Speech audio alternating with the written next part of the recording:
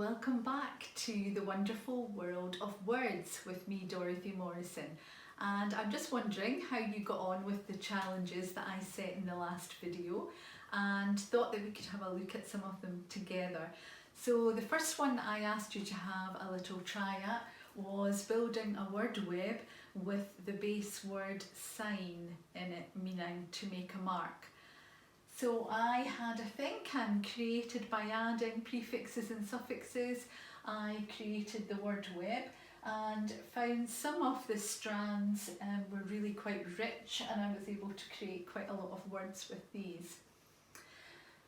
There were a couple of words that I hadn't realised were in this word web and connected to the word sign, designated.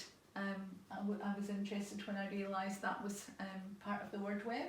And the word signet, I wasn't sure whether that actually was part of the word web, but when I looked it up, it meant that it was a stamp that was used in place of a signature long ago. So interesting that we now have signet rings. So I hope that you managed to create a rich word web as well. But the main thing really is that when the children are doing this, you can imagine, with quite unwittingly really, they have written the word sign lots and lots of times, which means that it's kind of gone into their motor memory. So if it's been a word that they've had trouble spelling in the past, then they really shouldn't now. And if they've always wondered why there is a G there in sign, which you can't hear in the word, it's because it's related to signal and signature, and once I've made that connection, that makes sense. So in English, it's the spelling system isn't really all about sound, but it's about meaning, and it's about words that are linked together. So I hope you enjoyed creating that word web, and if you had any words that I haven't got on here, let me know on my email and I can add it to my poster. The other challenge that I set for you was that you had to investigate some of the words that we are currently hearing in the situation that we're in lockdown at the moment. And the first one that we investigated was the word quarantine, which comes from the Italian quaranta, and it means 40. And the history behind this is that in the Middle Ages, any ships arriving into Venice from plague-infected ports had to wait for 40 days before everybody could disembark.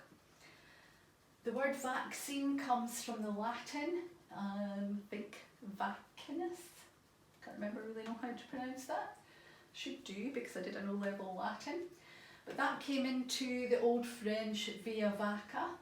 And the connection with cow was that a British physician in the late 18th century called Edward Jenner was injecting small people to prevent smallpox with the cowpox virus, and that's the connection with the word and where the word comes from.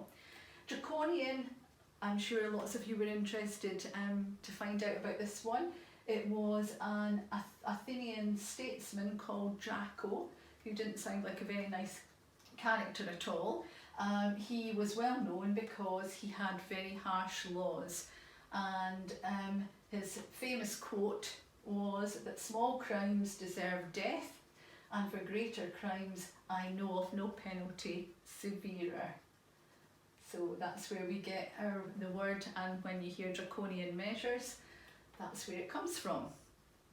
And then we looked at some words. I think I also had communion down, and communism is also part of this. These words that are all linked with the base element being MUN, which has a meaning of exchange or shared by all. So immunity is when it's shared by everybody, and you're no longer vulnerable to the disease. Community, communicate, sharing ideas with each other, exchanging ideas. So quite an interesting one, that one. And panacea, pandemic and pandemonium, all linked with the PAN, meaning all. So panacea, a remedy for all. Pandemic, it goes all through the peoples. so demography or demographics. Pandemonium, really interesting when I realised there was a demon in there, so all demons let loose, pandemonium. And the base element of STRICT in restrictions and boa constrictor, strictly, constrictions. There's lots of other words that have that one as its base element, all with that meaning of pulling tight.